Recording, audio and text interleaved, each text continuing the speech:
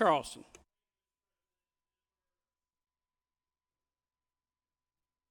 Two women needlessly lost their lives this month, and it wasn't because of Hurricane Florence.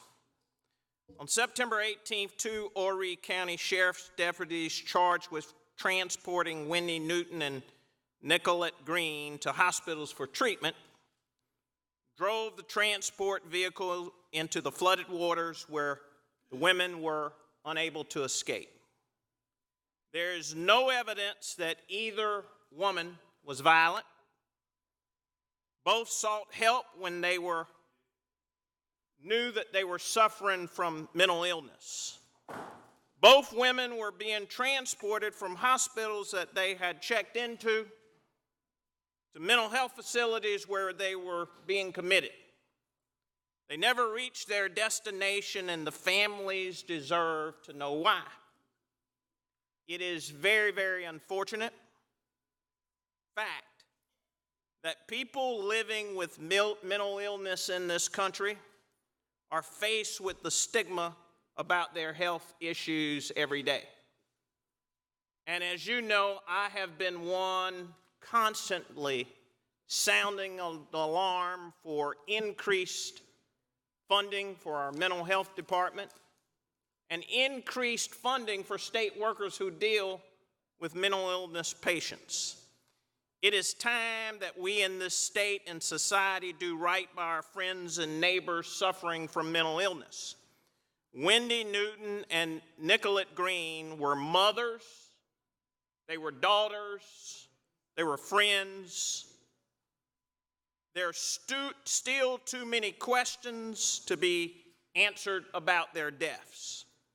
Why were they being moved from a place of relative safety during a storm to an area inundated by floodwaters? Why is it South Carolina's law that most patients committed are being driven to hospitals by law enforcement?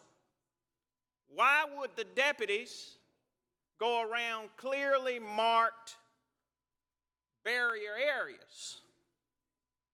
Why couldn't the women be rescued? Were the women restrained, and if so, why? So far, both officers have been placed on administrative leave, and the SLED and Horry County are conducting investigations. I've spoken to both senators from Horry County. But my friends, this is not enough. Jules Green, the sister of Nicolette Green, is demanding answers.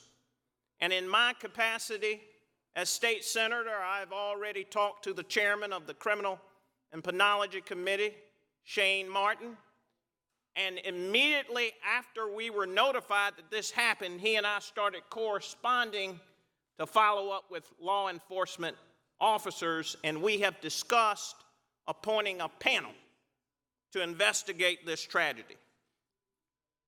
We must train our officers to recognize the symptoms of mental illness and respond to those who are sworn the duty to protect. We must stop depicting people with mental illness as violent. We must provide safe and effective services, and above all, we must take their deaths seriously. And let us spur this into action for the work that still needs to be done on behalf of the mentally ill. Thank you, Mr. President.